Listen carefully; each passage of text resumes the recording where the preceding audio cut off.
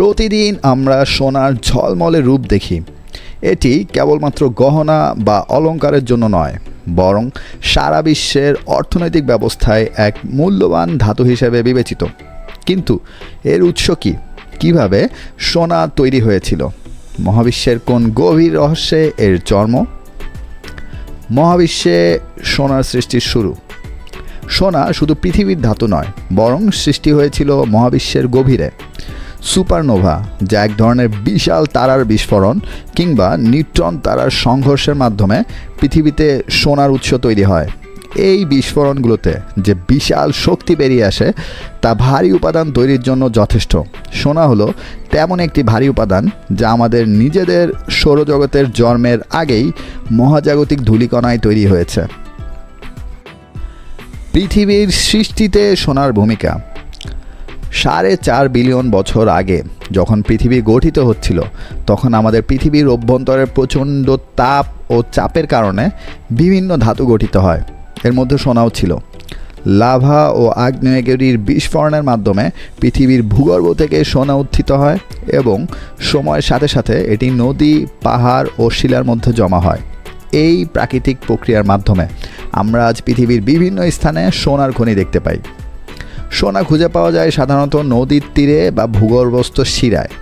দীর্ঘ প্রাকৃতিক প্রক্রিয়ার মধ্য দিয়ে এই সোনা পাথরের সাথে মিশে যায় এবং এটি পাথর থেকে আলাদা করে খনন করতে হয়। মানব ইতিহাসে সোনার ভূমিকা। মানব সভ্যতার ইতিহাসে সোনার ব্যবহার অনন্য। প্রাচীন মিশরীয় সভ্যতায় সোনা ছিল ঈশ্বরের আশীর্বাদের প্রতীক। মিশরের ফারাওরা তাদের সমাধিস্থলে সোনার অলংকার রাখতেন, বিশ্বাস করতেন এটি চিরন্তনতার প্রতীক। ইনকা এবং মায়া সভ্যতায় সোনা ছিল পবিত্র ধাতু। এই সভ্যতাগুলোতে সোনা শুধুমাত্র ধনী ও প্রভাবশালী ব্যক্তিদের জন্য সংরক্ষিত ছিল না, বরং এটি ধর্মীয় অনুষ্ঠানে এবং দেবতাদের পূজার জন্য ব্যবহৃত হতো।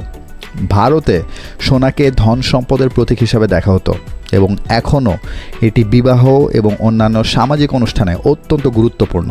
ভারতীয়রা বিশ্বাস করতেন সোনা সৌভাগ্যের প্রতীক, যা সমৃদ্ধি এবং কল্যাণ বয়ে আনে।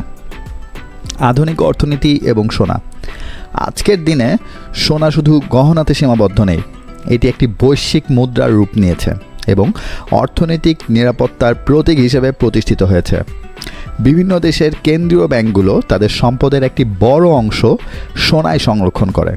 বিশ্বের বড় বড় সংস্থাগুলো সোনা বিনিয়োগের মাধ্যম হিসেবে ব্যবহার করে। সোনার মূল্য ধীরে ধীরে বাড়ছে এবং যখন অর্থনৈতিক অস্থিরতা দেখা দেয়, তখন সোনা নিরাপদ বিনিয়োগ হিসেবে চিহ্নিত হয়। তাছাড়া প্রযুক্তিগত উদ্ভাবনে, বিশেষ করে ইলেকট্রনিক্স এবং মহাকাশ গবেষণায় সোনার পরিবাহী ক্ষমতার জন্য এটি ব্যবহৃত হচ্ছে। মহাবিশ্বের গহীন থেকে শুরু করে মানব সভ্যতার ইতিহাসে সোনা একটি অনন্য ধাতু। এটি কেবল সৌন্দর্য নয়, বরং ক্ষমতা, ঐশ্বর্য ও স্থায়িত্বের প্রতীক। প্রকৃতির এই বিস্ময়কর উপহার আমাদের জীবনযাত্রার সাথে অঙ্গাঅঙ্গিভাবে জড়িত। সোনার এই যাত্রা আমাদের শিখিয়েছে আমরা যাকে প্রাত্যহিক জীবনযাত্রায় সাধারণ মনে করি, সেটি আসলে মহাবিশ্বের এক অসাধারণ সৃষ্টি। আপনাদের যদি এই ভিডিওটি ভালো লেগে থাকে তাহলে লাইক, শেয়ার এবং সাবস্ক্রাইব করতে ভুলবেন না। আরও এমনই অজানা তথ্য নিয়ে আবার দেখা হবে। ধন্যবাদ।